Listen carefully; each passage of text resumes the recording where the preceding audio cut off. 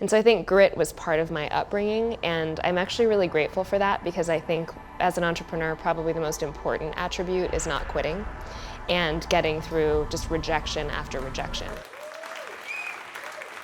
Hey everybody, welcome to Impact Theory. Today's episode is a re-release of one of our first guests that we were lucky enough to cross paths with, Leila Janah. Leila lost her battle to a rare form of cancer earlier this year, leaving behind a legacy of long-lasting impact. Leila dedicated her life's work to not only advancing her own unlimited potential, but inciting others to do the same. For the nearly 1 year commemoration of her untimely passing, we want to take this time now to honor Leila Janah. Thank you for being here. It's awesome to be a guest on this show. Thank you so much for having me, Tom. Oh man, absolutely my pleasure. Man, going into your world, you're really a vanguard for something really new that's happening in entrepreneurship, which I've felt like I've been sort of that transitional generation where I wasn't as clicked into things as you were right from the jump. I went through the chasing money phase and all of that to find how sort of desperate and horrific that ended up being emotionally before I found something that was more about what's the ultimate impact. But walk us through, so I know that things didn't start out necessarily easy for you. Walk us through the dark times that you had in your 20s and how you ended up creating a social movement that's also financially powerful. Sure. Well, my parents are immigrants. They came here in 1978 with 2 suitcases. I literally feel like I lived the American dream.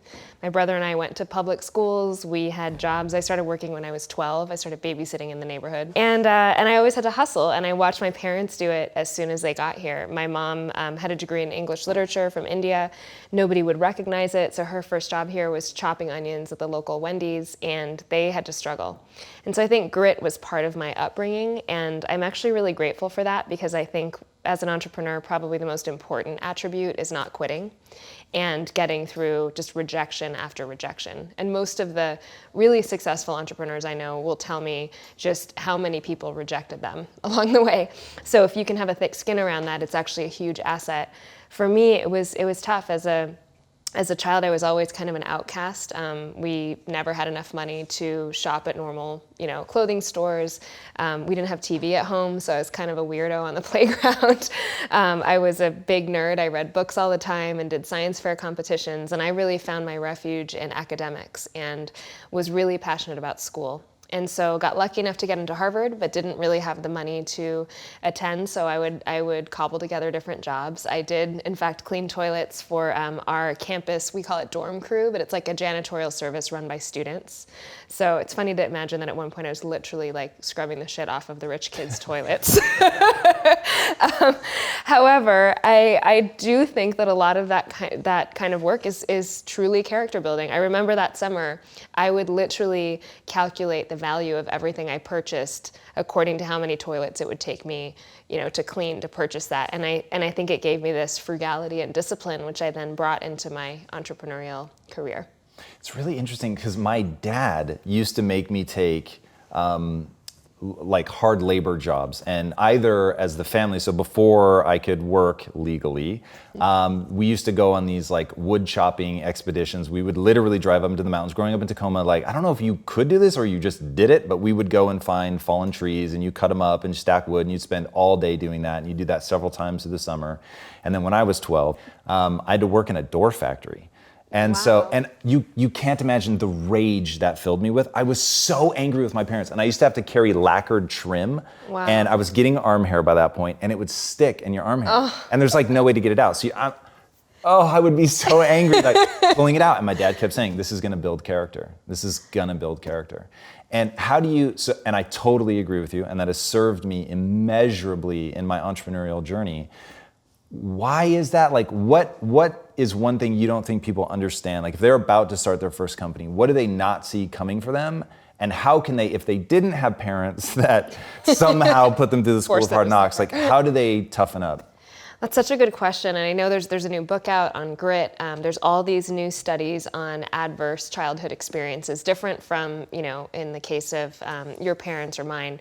Adverse childhood experiences are worse. That's if you had trauma or some kind of abuse in your background. What they find is that people who have endured hardship in some way can build grit and resilience from it. Sheryl Sandberg talks about this in her book Option B, about this idea of post-traumatic growth and using something that's tough as a growth experience. And so I find this fascinating because I think for me, I too hated my parents for forcing me to do some of that. And I also just was frustrated. I mean, I remember feeling surrounded by the rich kids and feeling like I was never going to fit in. I think if you didn't have that kind of a background, one of the ways that you can push yourself to get beyond your comfort zone, I think, is to read about failure and try to immerse yourself in more case studies that show you how failure can profoundly shape you.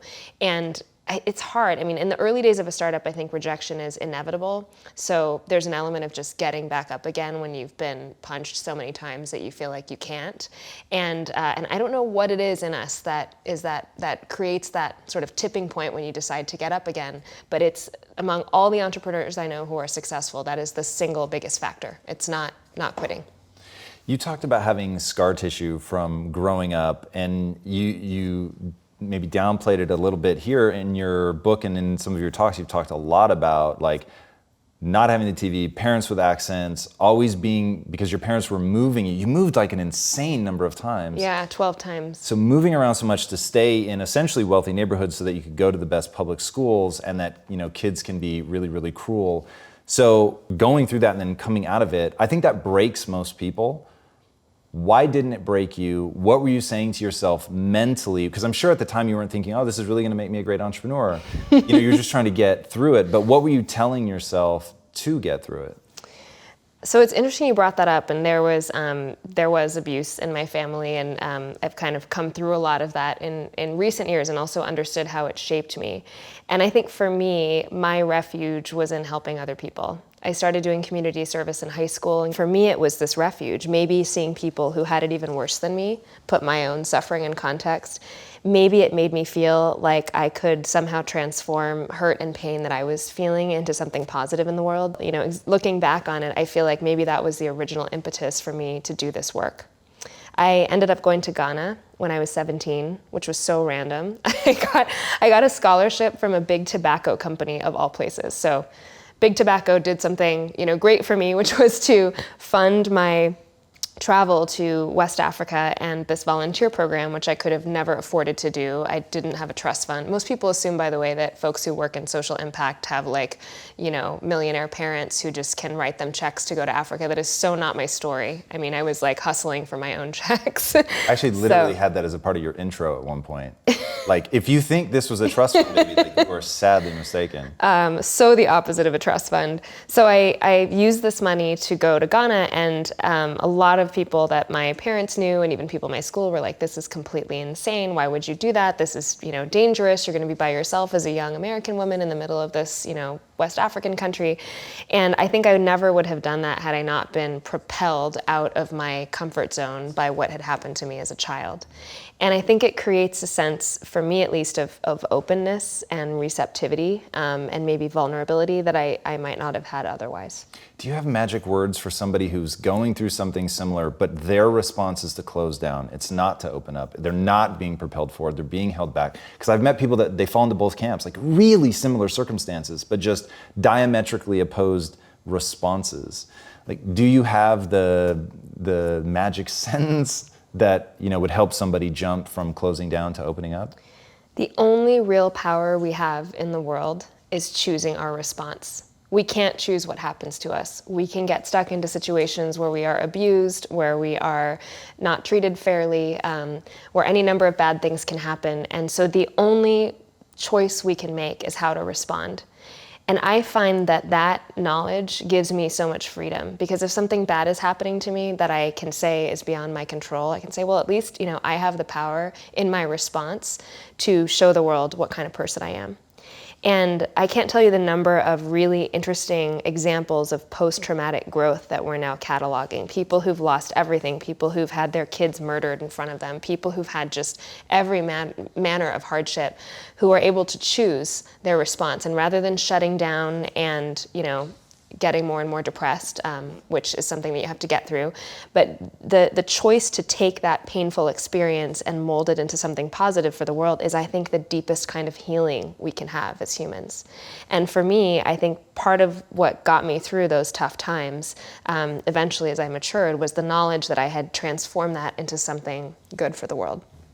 When you say that we're cataloging, do you mean humanity, or are you talking about Samasource?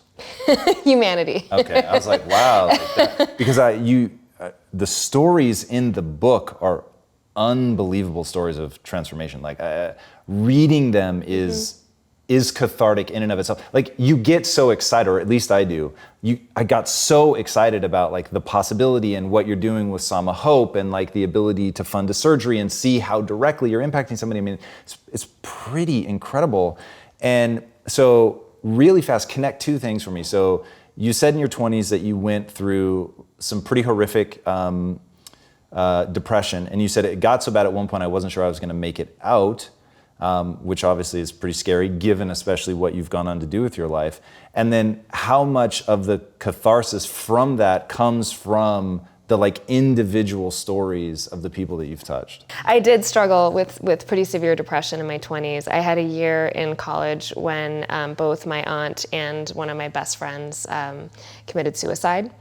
And that came at the same time. Your roommate, right? Yeah, it was my roommate. She was my blockmate. We were in the same like rooming group. And we had very similar backgrounds and very similar relationships with our parents. And so, and both my aunt and this young woman were incredibly beautiful, incredibly bright, like the least, you would imagine the least likely to take their own lives. And so it was such a huge burden to carry that. And at the time, therapy and counseling wasn't as known maybe as it is now, and there weren't very many resources, so I didn't seek that out. And at the same time that was going on, I was undergoing tremendous financial pressure. My parents had gotten a divorce and couldn't pay for school at all, so I was working 3 jobs and always trying to hustle to make ends meet with a full course load. And then maybe to add to that, I would go and spend time in Africa. So I did research in Rwanda, literally working on this project with victims of the genocide. Who'd had, I'd go there and interview people with like machete wounds on their head from this horrific genocide, talking about having seen their children murdered in front of them. And so I didn't even understand the concept of PTSD, and how if you're exposed to people who've undergone serious trauma, you yourself can take that on. So it was just a hot mess after these few years. And then I graduated and I moved to New York City. I took a management consulting job just to be able to pay the bills and hopefully learn about business. I knew I wanted to create a business that would help people, and ideally a business that would hire poor people and move them out of poverty. But it was tough times. I was alone often as a consultant, getting up at 4 a.m. on a Monday to fly to some random city, and spent most of my time alone in hotel rooms. So it kind of all added up, and at one point just exploded. And I went through some very dark times. Anyone who's been through depression knows what I mean. And I guess what got me out of it was I feel very blessed to have found a career that nourishes me spiritually. I feel like when your core spiritual values or your morality are aligned with what you spend the majority of your time doing, it creates this unity in your soul. And I feel like having that has been such a cornerstone of my life. It's what I often go back to when I'm really struggling or when I'm feeling depressed. I will literally go back and read. I have a file in my Gmail of inspirational stories from our workers. Stories that people will send me about their own transformation, or stories that managers of our centers will send me. And whenever I'm feeling depressed, I'll go back and read those just to ground me. I also think that connecting with other people who are suffering, there's all this research that empathizing with someone else who maybe has it even worse than you can relieve your own burden. And so as much as possible when I was in those states, I would try to immerse myself in issues around global poverty, or understand what life was like for someone who had it even worse, who might be struggling with depression but living on $2 a day and also struggling with HIV or some other problem. And that would help bring me out of it. You said that you have a four-tiered process to dealing with things. I'm putting those words, but it was a four-step process. One of them was meditation. Walk us through the four, that'd be really fascinating. But the one that I found super interesting was your brother's an astrophysicist, which is crazy. Totally crazy. And you said thinking about nature, thinking about space, like thinking about something bigger than the human problems that I'm struggling with alleviates that. It's really interesting to see that sort of reflected both at the human level, even just finding somebody that's struggling bigger than you, and then even stepping outside of that and seeing how small we are. And you said you used to look through the telescope at Saturn, and it gave you the sense of like it would lower your stress and pressure. So what is that four-step process? Sure, and I think I might have forgotten I wrote this up. I know there was meditation and mindfulness. The zooming out and contemplating nature is so helpful, and there's now all this new evidence that shows that that when we spend time in the wilderness, the Japanese call it forest bathing. There's a term for it. Never heard that before. There are actually, documentable neuroscience benefits to that. Your brain chemistry changes when you're exposed to wilderness. My own view is that we become conscious of our smallness and how irrelevant these petty concerns are day to day. Like you'll be annoyed about, I often get annoyed about something somebody said to me at the office, or some political thing that's going on, in my friend group, or some other issue. I'm stuck in traffic and I will forget, wait a minute, okay, at the end of the day, I come from stardust. I will return to being stardust. None of this matters at all. The only real thing that matters is love. Loving people and being loved yourself.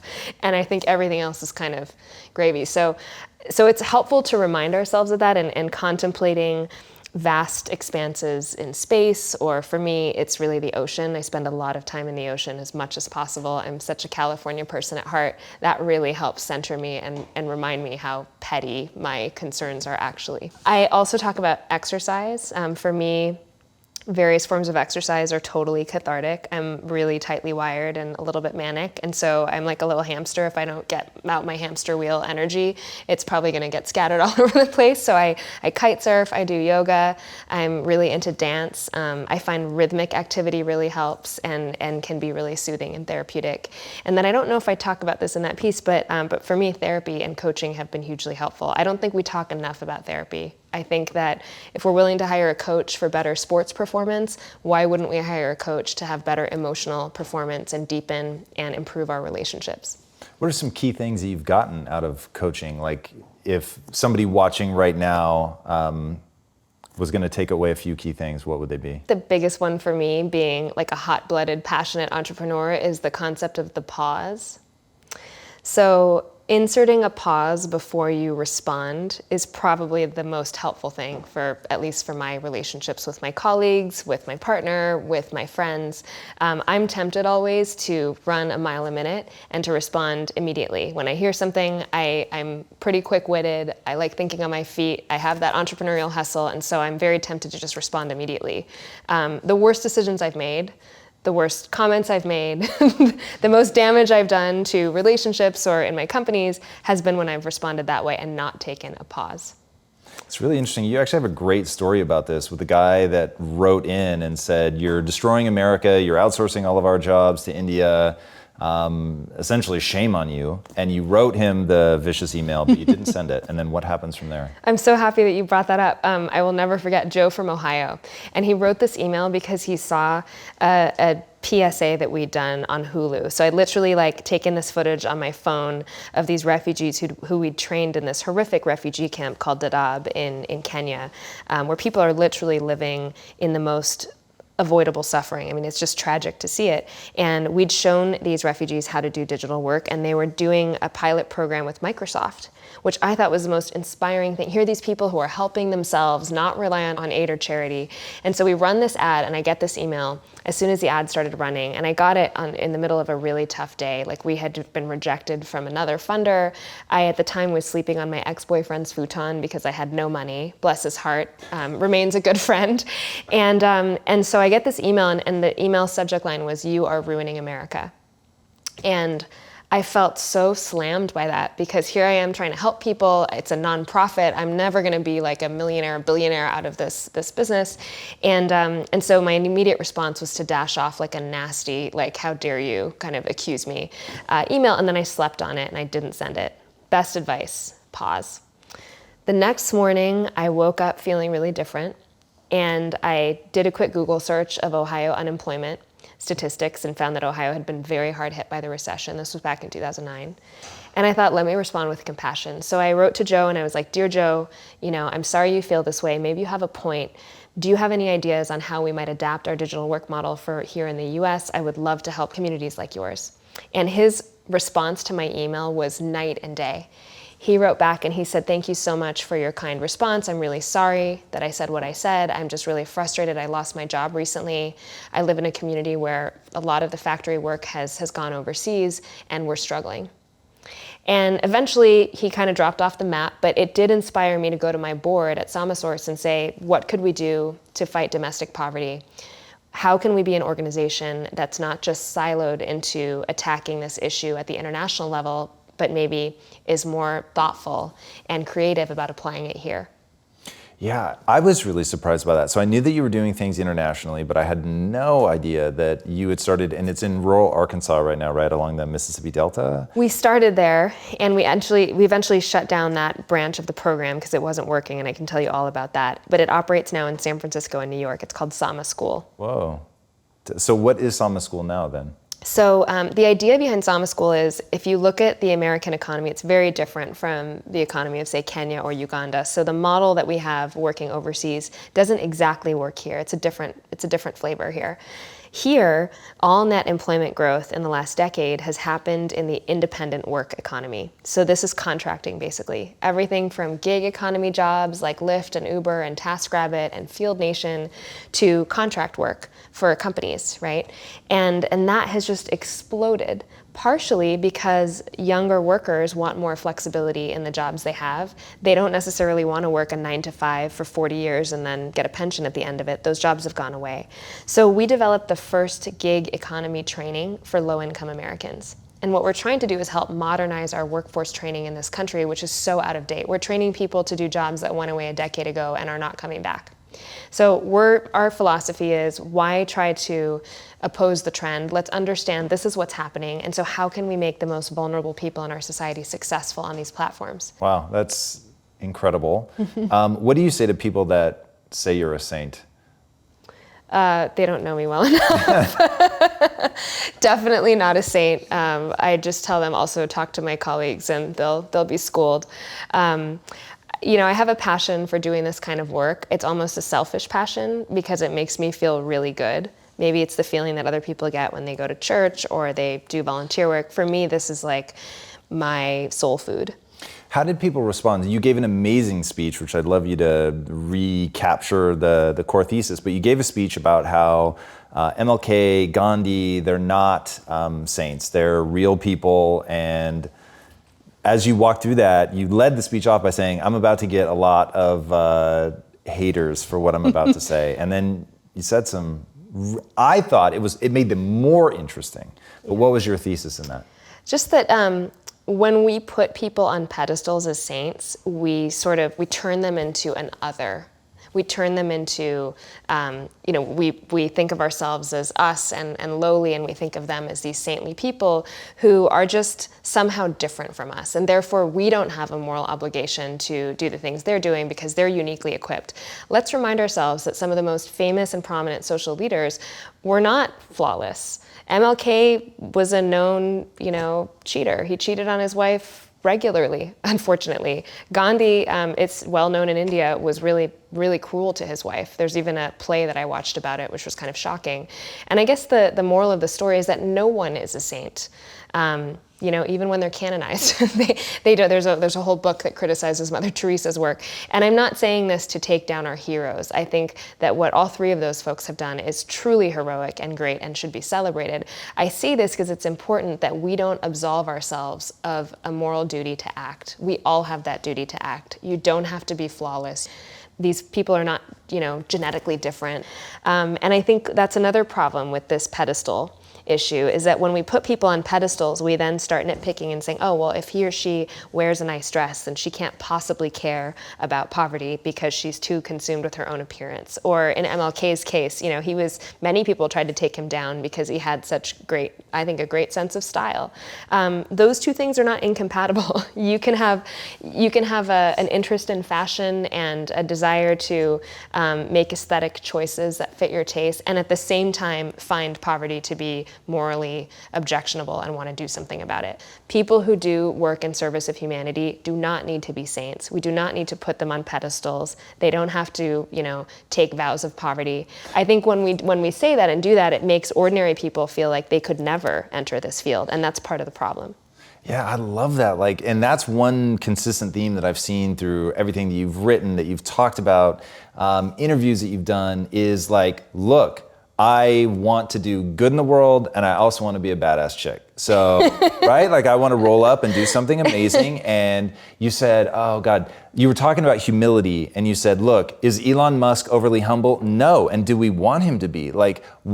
Judge me by my results, not by my attitude. That's not the word you used, but it was that was where you were going with that. What are your thoughts around humility, how we can leverage a little bit of bravado to draw attention to important causes? I think it's so important. And I think, again, it's that pedestal problem, because when we put someone on a pedestal, we expect them to behave, like not human, right? We expect them to behave like characters in the Bible or something.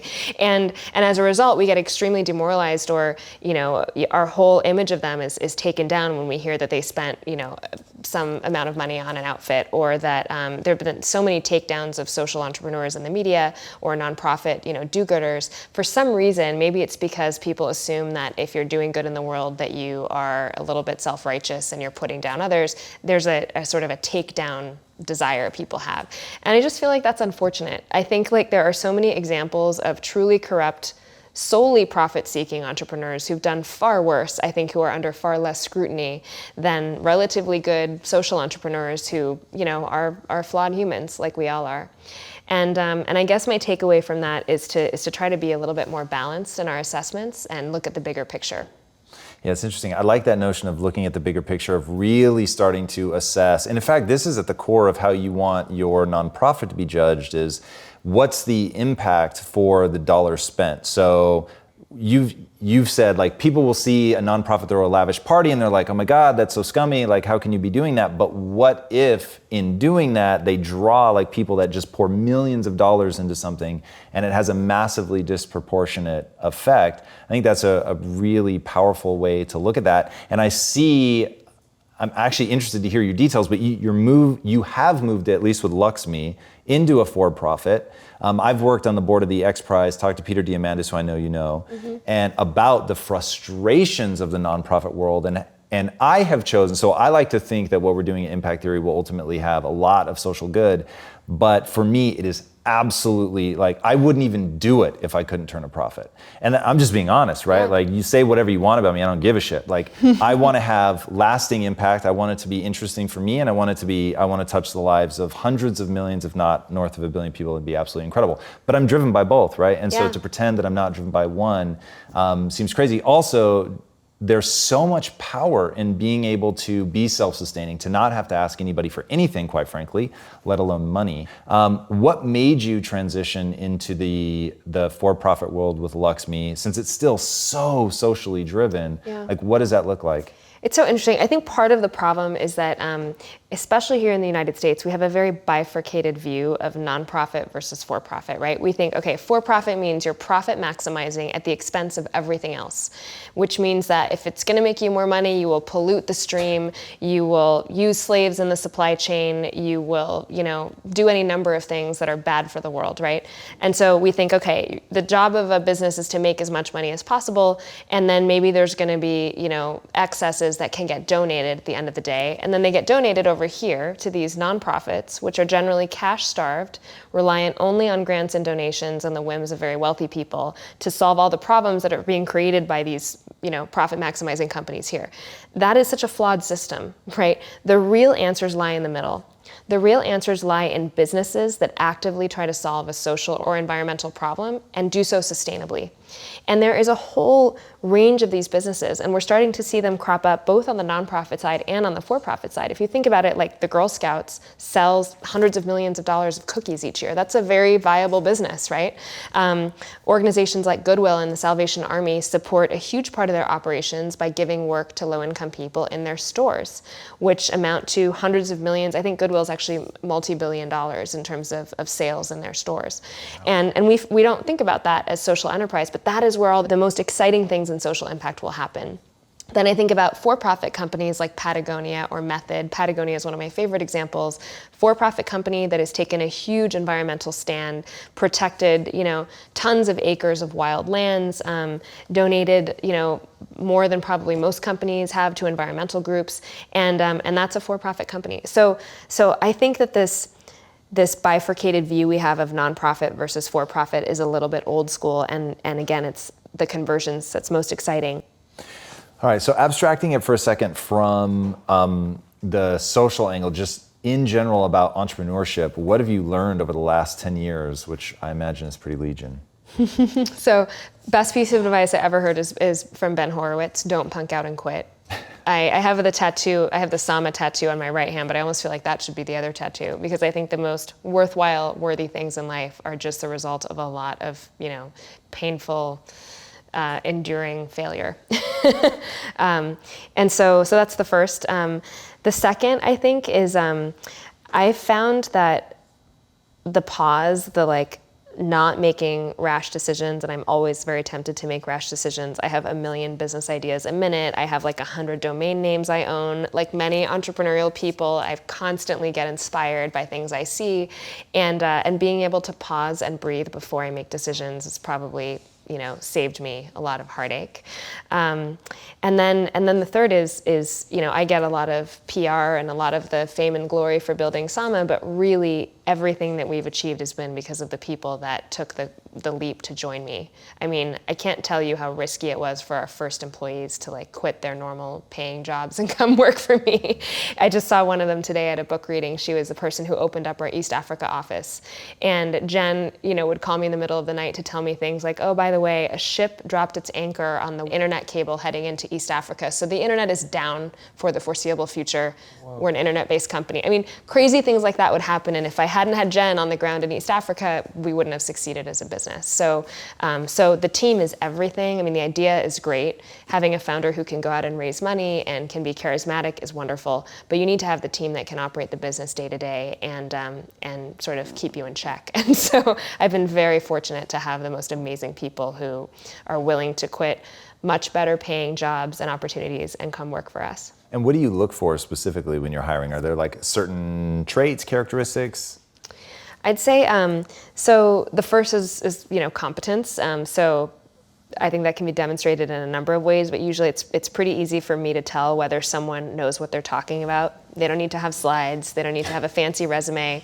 But I kind of get into the nitty gritty very quickly often. What kind of metrics do you look for to know if you're succeeding in whatever you're doing?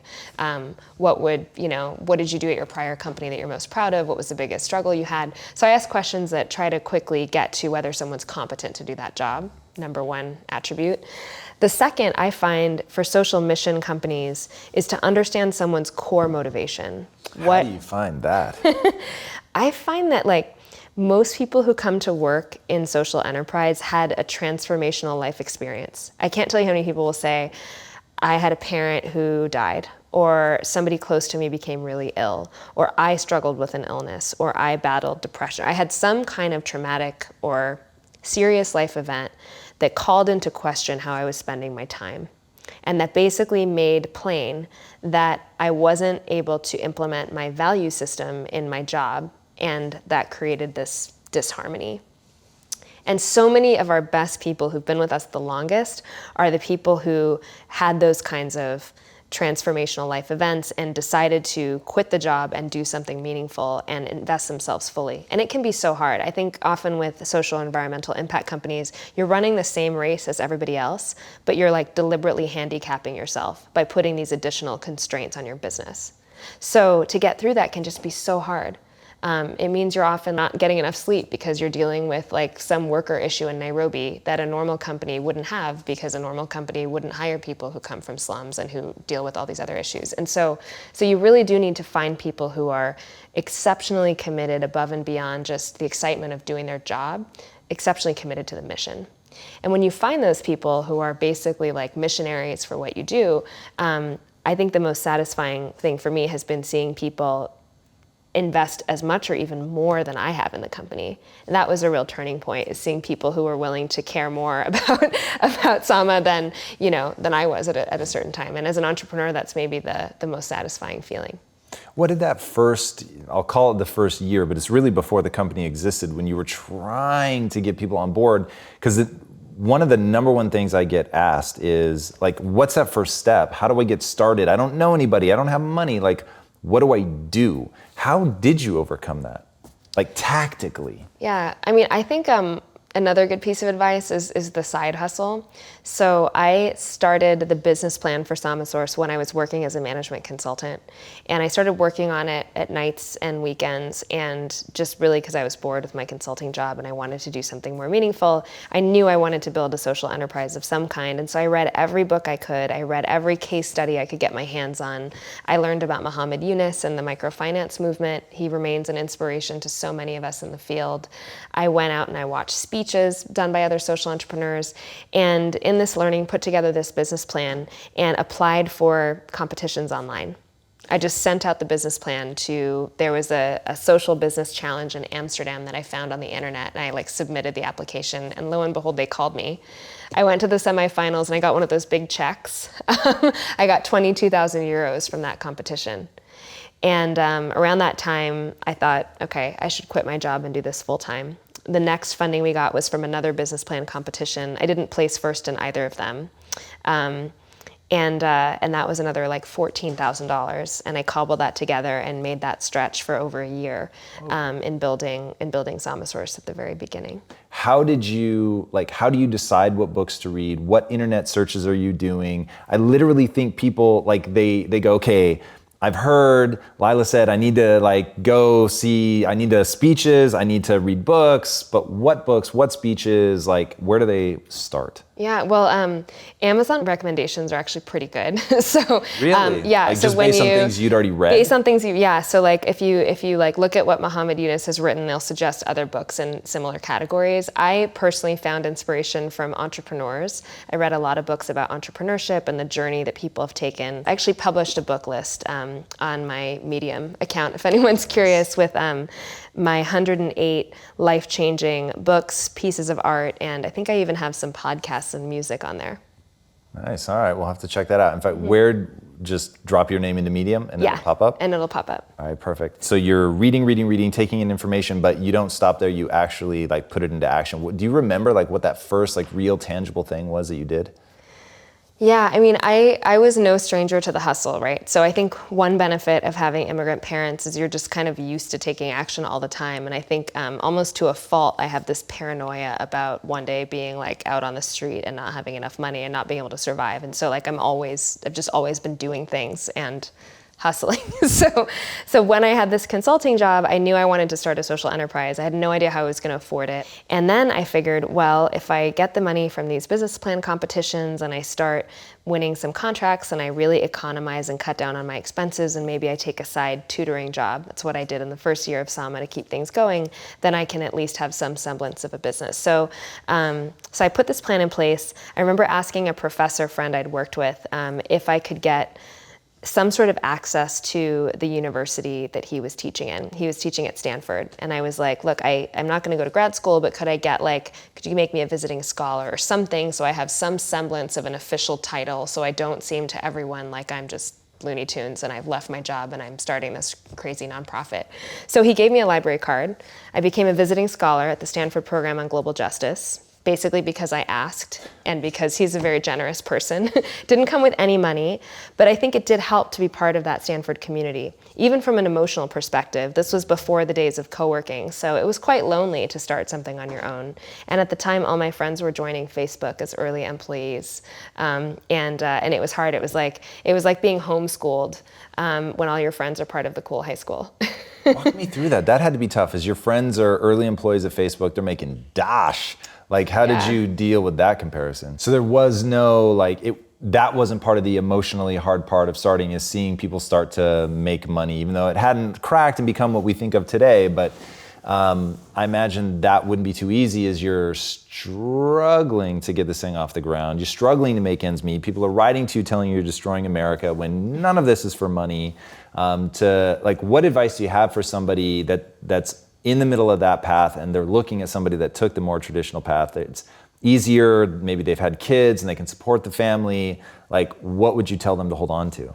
It was so hard. At one point, my best friend who works in finance took a month off between jobs and moved out to San Francisco just to be near me, because I think he was so worried. This was like in my low point in my 20s, that depression I referred to. For me, what really helped was, again, going back to the stories of the people we were helping, because it just provided this sustenance. I got one email one year around Christmas time from one of the people who managed our work center that was working with mostly women who came from slums. And she said, Leila, I just want to tell you the story of this woman who is a single mom and like what she's been able to do for her kids. And you may not see it, but I'm, here in Nairobi, I see this every day. I cannot tell you what a difference that you personally have made in the lives of all these people. And I'm so grateful. It was just a simple Christmas card. And I wept when I read that. I so needed to hear that at that moment. I pinned it to my wall. I still refer to those kinds of letters all the time. And to me, that's worth so much more than money. I think some people live their whole lives and don't get that sort of satisfaction from their jobs. So I feel tremendously lucky and grateful that I've been able to build a career in this. And I think it's worth a lot of, compensation. Yeah, no joke. So one of the most interesting things to me in your story is actually back when you were 17, when you go to Ghana, I believe.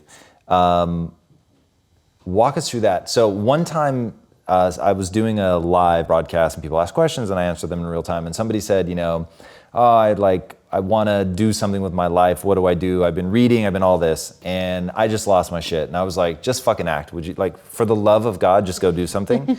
And I said, if you've always been thinking about going to Africa and doing some good, book a ticket right now today and go tonight. Stop thinking about it, just go. And of course, the criticism was, are you out of your fucking mind? You can't tell people to just book a flight to Africa. You need immunizations, if nothing else. This is crazy town. And I thought, okay, for sure. But at the same time, I would actually rather that person roll the dice and take a risk and go than spend the rest of their life stuck in paralysis. You're 17, you roll up, not having any connections, not knowing where you're going or what you're doing. How did you make that work? How did you find the courage? What was that all about? Well, first of all, it's funny because everybody was telling my parents, "Oh my God, you're negligent. Your daughter's gonna get hurt." Rural Ghana is probably the safest place on earth, far safer than urban Los Angeles. My neighbors, as soon as I moved in, were just always taking care of me. Their first objective was to fatten me up because they said I was way too skinny. I would never find a husband if I continued that way. And so they would bring me excess, cassava and stuff from the farms. I remember the first day I got there, this little girl came running over with this plastic cup.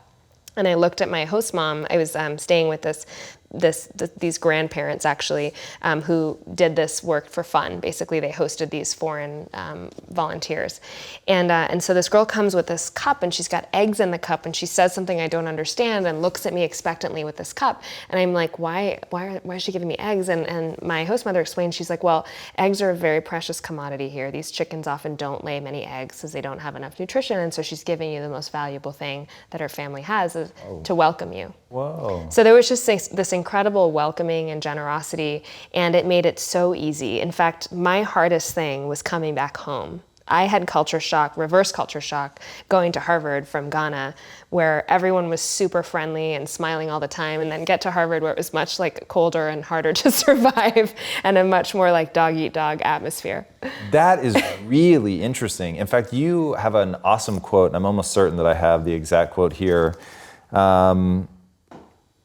I have molded my life around the fact that work is the best way to move people out of poverty and that work is at the core of human dignity, but it's not all that there is. So in the context of what you just said, that was jarring for me just to hear you describe it, about the human warmth, the human connection, and then to go to a place like Harvard in, you know, Western civilization and to feel more distant, more disconnected, and ultimately then sort of that becomes the beginning of the emotional distress that you go through. Like, how do we reconcile that? Like, what are your thoughts around the disconnect of the traditional Western lifestyle and the beauties that are in these rural villages that you're trying to really help, but you're trying to help them with like these Western ideals? It's pretty fascinating. I know, and it's such an odd juxtaposition because you know, I find that some of my happiest moments are when I have very little and I'm in a place like rural Ghana, or one of the places I love most in the world is rural northern Uganda, which is just stunning. It's pristine. I've had so many amazing experiences of just deep connection with the land, but also with people. And I think there's a certain vulnerability that comes from not having a lot of stuff. When you're poor, you depend on each other. You depend on your relationship with your neighbor and your family, because if you don't have that, you have nothing. And when an accident happens, you know, there's this social capital that helps people get through that. And so it's tough, because on the one hand, I think a lot of the traditional values, or a lot of the values that I see in poor communities, are values that we want to perpetuate and that are important. And on the flip side, there are things like really, you know, avoidable suffering in healthcare, for example. And I remember talking to a doctor in Kampala who would tell me that he would watch people routinely die in his hospital because the hospital didn't have enough sutures. So people would come in from like an accident on the street and they would literally die from hemorrhage because the hospital did not have stitches. So that's the kind of thing that just should never happen in 2017, not on our watch, right? I also think that we're learning more and more that more money after a certain level does not equate to more happiness or a more fulfilled life. So there's one thing that I want to talk about before we get to my final question, and that is your notion of untapped potential. So I've literally accidentally, I can take exactly zero credit for this. In fact, going back to your notion of sometimes being selfish ends up with really great results. To get extra credit, I started working in the inner cities around USC. So they say, hey, who wants extra credit? I was like a total freak for getting good grades. And so I raised my hand. They send me into a school in South Central to first teach. So I was teaching oceanography, and then I got asked again who wanted to do extra credit, me, and they did one-on-ones. And that one-on-one relationship that I entered into with this little kid named Rashawn turned into an 8.5-year relationship just because I made him a promise that I'd help him with his homework. And so like it turns into this whole thing, and like I don't, at the time, I have no concept of this kid is changing me as a human being, like just at a deep and fundamental level, right? But I don't understand that. I'm 19, whatever. So, but it leaves this indelible mark on my life. And then I go on my crazy entrepreneurial journey, going through the periods of me realizing, okay, I've been chasing money. And for me, maybe not for everybody, but for me, like it just was soul crushing. And so I needed to connect to something again, humanity, people, something like when you were talking about that juxtaposition of, you know, being in rural Ghana and then coming to Harvard, like that's how I felt in the business world, chasing money versus like actually connecting with people. And I wanted to connect. And so that ends up, we create Quest Nutrition out of that desire to connect and bring value and all of that. But then again, unintentionally, I find myself in the inner cities because that's where you can afford the real estate. That's where manufacturing happens because A, it's zoned for that. And then B, you can get hundreds of thousands of square feet. So of course you're drawing from a local population.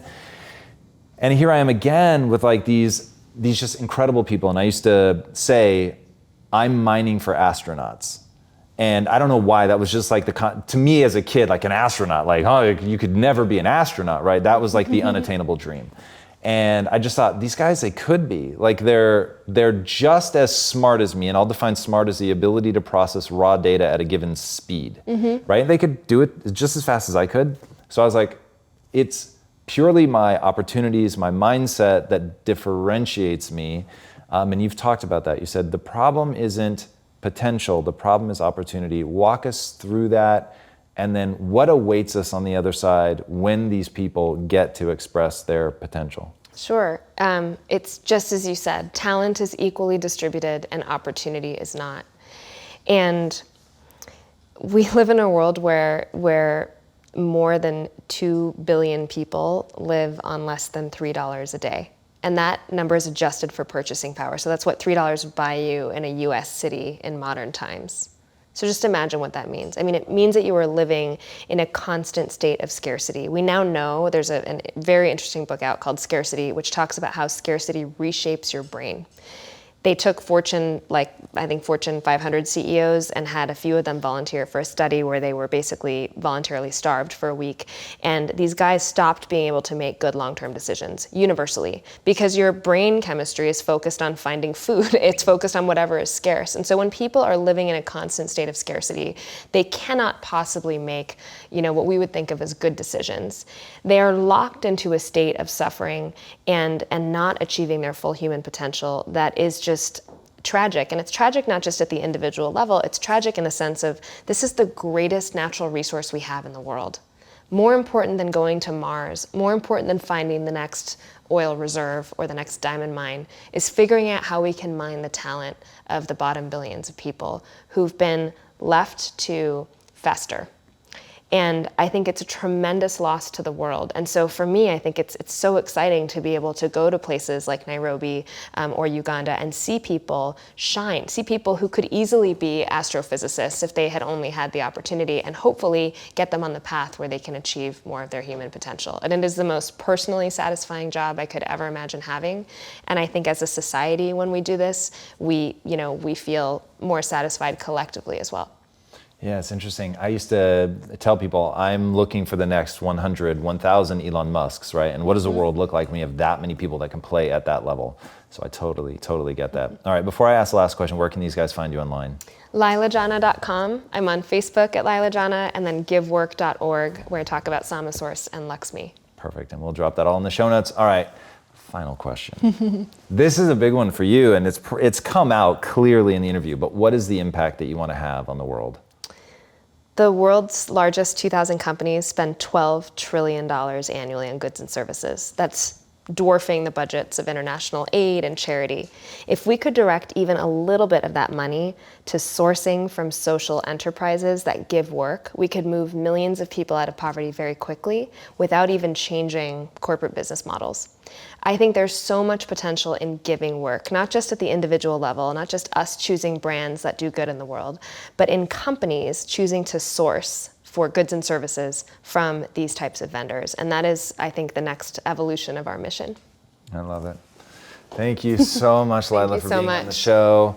Guys, you're going to want to check out this book. It is absolutely incredible. The whole concept of being able to end poverty one job at a time and giving work instead of giving handouts is absolutely incredible. But what you're really going to love about diving into her world is that she talks about that fascinating balance that she mentioned earlier between really wanting to do good, being who you are, bring the full weight of your personality, understanding what's working in for-profit businesses, and bringing it and making the demand that we can do it in service of a greater good, and that there is no compromise. You're not giving something up by doing that. And that was the thing that drew me into her world. If you know me, you know my whole thing is results, baby, and that is it. That is the only thing that you should be focused on. And from the jump, that's what she talks about. You need to be looking at the result that people are getting out of these. It doesn't matter if they're an NGO. It doesn't matter if they're a nonprofit or a profit. You need to be looking at the results that they deliver. How many people are they helping? What are they able to do with $1?